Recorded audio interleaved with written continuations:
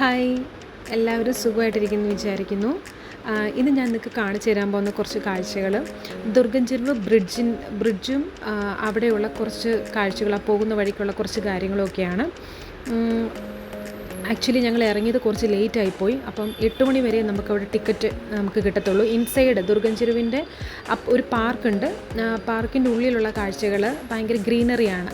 നമുക്ക് ആ കാഴ്ചകളൊക്കെ കാണണമെങ്കിൽ നമ്മൾ പേയ്മെൻറ്റ് ചെയ്തിട്ട്, ഓൺലൈൻ പേയ്മെൻറ്റ് ഇല്ല കേട്ടോ, നമ്മൾ ക്യാഷ് കൊടുത്ത് തന്നെ ചെയ്യണം. അപ്പോൾ ഞങ്ങൾ ക്യാഷും കൊണ്ടുപോയിട്ടില്ല, പിന്നെ ലേറ്റും ആയിരുന്നു. അത് കാരണം ഞങ്ങൾ പുറമേയൊക്കെയുള്ള കാഴ്ചകളെല്ലാം കണ്ട് ബ്രിഡ്ജിന് അടുത്ത് വരെ പോയി. ബ്രിഡ്ജിന് സൈഡിലായിട്ട് നമുക്ക് ലേക്ക് പോയിൻറ്റ് കാണാൻ പറ്റും. ലേക്കിൻ്റെ കുറച്ച് പോർഷൻസ് കാണാൻ പറ്റും. അതേപോലെ നമ്മൾ ടിക്കറ്റ് എടുത്ത് ഉള്ളിൽ കയറിയിട്ടുണ്ടെങ്കിൽ നമുക്ക് ബോട്ട് സർവീസ് കാര്യങ്ങളൊക്കെ ഉണ്ട്. അതൊക്കെ നമുക്ക് ഇപ്പോൾ ടിക്കറ്റ് എടുക്കാത്തത് കൊണ്ട് നമുക്ക് കാണാൻ കഴിയത്തില്ല. പക്ഷേ നമുക്ക് ആ ബോട്ടിൻ്റെ അതായത് ബ്രിഡ്ജിൻ്റെ സൈഡിൽ നമ്മൾക്ക് കുറച്ചൊരു നടപ്പാതയും കാര്യങ്ങളൊക്കെ ഉണ്ട്. അപ്പോൾ അതുവഴി നമ്മൾ വെയിറ്റ് ചെയ്യുമ്പോൾ ഇങ്ങനത്തെ ബോട്ട് സർവീസ് കാര്യങ്ങളെല്ലാം കാണാൻ കഴിയും. പോകുന്ന വഴിക്ക് ഉള്ളൊരു ഫേമസ് ആയിട്ടുള്ള ഒരു പാവ് ബജി കൊടുക്കുന്ന ഒരു കടയാണിത്. ഞാൻ പാവ് ബജി ഒത്തിരി തവണകളിൽ കണ്ടിട്ടുണ്ടെങ്കിലും ഞാനിതുവരെ കഴിച്ചു നോക്കിയിട്ടില്ല. പക്ഷേ ഇപ്രാവശ്യം ഞാനൊന്ന് ട്രൈ ചെയ്യാമെന്ന് വിചാരിച്ചു. കാരണം എൻ്റെ റൂംമേറ്റ്സ് അവർ കഴിക്കുന്നത് കണ്ടപ്പോൾ ഞാൻ വിചാരിച്ചു ഒന്ന് ട്രൈ ചെയ്യാമെന്ന്. അപ്പം ഇത് ശരിക്കും പറഞ്ഞാൽ ഒരു ബണ്ണാണ്. ബണ്ണിൽ അവരൊരു ഗ്രീൻ കളർ ചട്നിയും അതുപോലെ റെഡ് കളർ ചട്നിയും അവർ യൂസ് ചെയ്യുന്നുണ്ട്.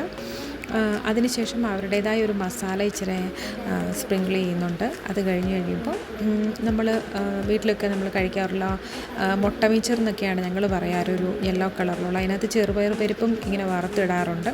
അപ്പോൾ ഇതിനകത്ത് ഞാൻ ചെറുപയർ പരിപ്പ് കണ്ടില്ല, പക്ഷേ ആ ഒരു മിച്ചർ ഇതിൻ്റെ പുറമേ അവർ ആഡ് ചെയ്യുന്നുണ്ട്. അതിനുശേഷം കുറച്ച് സവോളയും കൂടെ, കുത്തിയരിഞ്ഞ സവോളയും കൂടെ വെച്ചതിന് ശേഷം ഈ ഉരുളക്കിഴങ്ങ് സ്മാഷ് ചെയ്തിട്ട് നമ്മൾ കട്ട്ലേറ്റിൻ്റെ ഫോമിൽ ഫ്രൈ ചെയ്തെടുത്തിട്ടിരിക്കുന്നത് അതും കൂടി ഇതിൻ്റെ ഉള്ളിൽ വെച്ചിട്ട് അവരങ്ങ് ക്ലോസ് ചെയ്യും, അടച്ചിട്ട് നമുക്ക് തരും.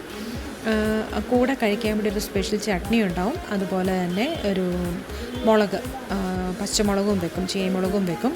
അപ്പോൾ പാവ് ബജി കഴിക്കുമ്പം നമ്മൾ ഈ മുളകും കടിച്ചാണ് കഴിക്കുന്നത്. ഇപ്പോൾ നോർത്ത് ഇന്ത്യൻസ്, ഈ ബംഗാളീസൊക്കെ കൂടുതൽ അവരുടെ ഫുഡിൽ ചോറും പച്ചമുളകും എപ്പോഴും അവർ ഉൾപ്പെടുത്തുമല്ലേ. അപ്പോൾ അതുപോലെ തന്നെ ഈ പാവ് ബജിയുടെ ഒരു സ്പെഷ്യൽ ഐറ്റമാണ് നമ്മൾ കൂടെ ഈ മുളകും, ഇതിൻ്റെ സൈഡിൽ നിങ്ങൾക്ക് കാണാം ചട്നിയുണ്ട്, അതുപോലെ മുളകും വെക്കും. പാവ് ബജി കഴിക്കുന്നത് കൂടുതലായിട്ട് മുളകും കൂടെ കടിച്ചിട്ടാണ് ഇങ്ങനെ കഴിക്കുന്നത്.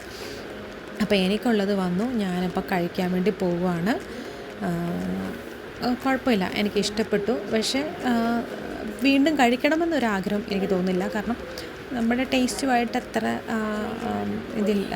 പിന്നെ ചില ഭക്ഷണങ്ങൾ നമുക്ക് വീണ്ടും കഴിക്കണം തോന്നുന്നില്ലേ. പക്ഷേ എനിക്ക് അങ്ങനെ കഴിക്കാൻ തോന്നില്ല, പക്ഷേ കുഴപ്പമില്ലായിരുന്നു. അപ്പോൾ നമ്മൾ അങ്ങനെ നടന്ന് ദുർഗം ചെരുവിൻ്റെ എൻട്രൻസ്, ലേക്ക് പോയിൻറ്റിൻ്റെ എൻട്രൻസിലെത്തി. ഇതാണ് മെയിൻ ഗേറ്റ്. ഇവിടെ നമ്മൾ ടിക്കറ്റ് എടുക്കണം. ഞാൻ മുമ്പ് പറഞ്ഞതുപോലെ ടൈം കഴിയാറായി, ഒരു 45 മിനിറ്റ്സും കൂടി ഉണ്ടായിരുന്നുള്ളൂ. പിന്നെ അതുകൂടാതെ ഓൺലൈൻ പേയ്മെൻറ്റിൻ്റെ നമ്മുടെ കയ്യിലുള്ളൂ. ഓൺലൈൻ പേയ്മെൻറ്റ് നമുക്ക് ചെയ്യാനേ പറ്റത്തുള്ളൂ, കാരണം ക്യാഷൊന്നും നമ്മൾ എടുത്തിട്ടില്ലായിരുന്നു. അതുകൊണ്ട് നമ്മൾ പുറമേ കുറച്ച് നടന്നു. അപ്പോൾ ഒത്തിരിയധികം സ്ട്രീറ്റ് ഫുഡ് കൊടുക്കുന്ന കടകളുണ്ട്. അപ്പോൾ ഇവിടുന്ന് പാനിപ്പൂരി കണ്ടപ്പോൾ ഒന്ന് ട്രൈ ചെയ്യാമെന്ന് വിചാരിച്ചു. അപ്പോൾ പാനിപ്പൂരി എല്ലാം കഴിച്ച് കഴിഞ്ഞ് ഞങ്ങൾ കുറച്ചും കൂടെ മുന്നോട്ട് പോവുകയാണ്. അപ്പോൾ പോകുന്ന വഴിക്ക് നമുക്ക് ആ ബ്രിഡ്ജ് കാണാൻ പറ്റും. ഇപ്പോൾ ഓഗസ്റ്റ് 31 വരെ അവർ ഈ ബ്രിഡ്ജിൽ വെച്ചിരിക്കുന്ന ലൈൻസിൽ കാണുന്ന ഈ തീമായിരിക്കും അവരുണ്ടാവുക. 31 ഒക്കെ കഴിഞ്ഞ് കഴിയുമ്പോഴത്തേനും അവർ തീം മാറും ഓട്ടോമാറ്റിക്കലി. മറ്റ് പല കളറുകളുള്ള തീമാണ് അവരിടാറ്. ഇപ്പോൾ ഇതാണ് ഇപ്പോൾ വെച്ചിരിക്കുന്ന തീം. ഏകദേശം ഓഗസ്റ്റ് 31 വരെയൊക്കെ ഇതുണ്ടാവും. അപ്പം ദൂരെ ഓരോ തവണ നമ്മൾ മുന്നോട്ട് പോകുമ്പോഴും നല്ല ഭംഗിയാണ് കാണാൻ. അപ്പോൾ ഇതിൽ മെയിൻ റോഡിൽ നിന്ന് കുറച്ച് ഇതുപോലത്തെ ഒരു ഇടവഴി കൂടെ കുറച്ചും കൂടെ മുന്നോട്ട് പോയാലാണ് നമുക്ക് ആ ലേക്കിൻ്റെ കുറച്ച് പോർഷൻസ് കാണാൻ കഴിയുക. പിന്നെ കുറച്ച് നേരം അവിടെ നിൽക്കാനും നമുക്ക് ഇരിക്കാനൊക്കെയുള്ള സീറ്റിംഗ് അറേഞ്ച്മെൻറ്റ് കാര്യങ്ങളൊക്കെ ഉണ്ട്. പിന്നെ അധികം ആൾക്കാരൊന്നും ഈ ഏരിയയിലോട്ട് വരാറില്ല. അപ്പം നമ്മൾ ജസ്റ്റ് ഈ ബ്രിഡ്ജ് ഒന്ന് കാണാൻ വേണ്ടി, അതായത് ഫ്ലാഗിൻ്റെ ആ ഒരു തീമാണല്ലോ ഇട്ടിരിക്കുന്നത്, അപ്പോൾ അതൊന്ന് അടുത്ത് നിന്ന് കാണാം. കാരണം നമുക്ക് എപ്പോഴും ഇത് കാണാൻ പറ്റത്തില്ല. ഇനി നമുക്കിത് കാണണമെങ്കിൽ നെക്സ്റ്റ് ഇയറിൽ ഓഗസ്റ്റ് മാസം ആകണം നമുക്ക് കാണണമെങ്കിൽ. അപ്പോൾ തൊട്ടടുത്തൊക്കെ ഒന്ന് പോയി കാണാമെന്ന് വിചാരിച്ചിട്ട് ഞങ്ങൾ ഇതുവരെ നടന്നു വന്നേക്കുവാണ്. നമ്മൾ ഏകദേശം ലേക്ക് പോയിൻറ്റിന് അടുത്തെത്തി. ഇതാണ് ദുർഗം ചെരുവ് ലേക്ക് അപ്പോൾ ഇവിടെ നമ്മൾ നോക്കുവാണെങ്കിൽ ബോട്ടിംഗ് സർവീസൊക്കെ നമുക്ക് കാണാൻ പറ്റും. നമുക്ക് കേരളത്തിലുള്ളവർക്ക് ബോട്ടിംഗ് സർവീസ് അത്ര എന്താ പറയുക, നമുക്ക് പരിചിതമായിട്ടുള്ളൊരു കാര്യമാണ്. ഇവിടെ അധികം എപ്പോഴും ഇതേപോലെ ലേക്ക് പോയിൻറ്റോ അല്ലെങ്കിൽ ബോട്ടിംഗ് സർവീസോ ഒന്നും ഉണ്ടാകത്തില്ല. അപ്പോൾ ഇവിടെയുള്ള ആൾക്കാർക്ക് ഇതൊക്കെ വലിയ കാര്യങ്ങളാണ്. നോക്കി നിൽക്കുവാണെങ്കിൽ 1-2 ബോട്ട് ഒക്കെ ഇതിലെ കൂടെ വരുന്ന കാണാം.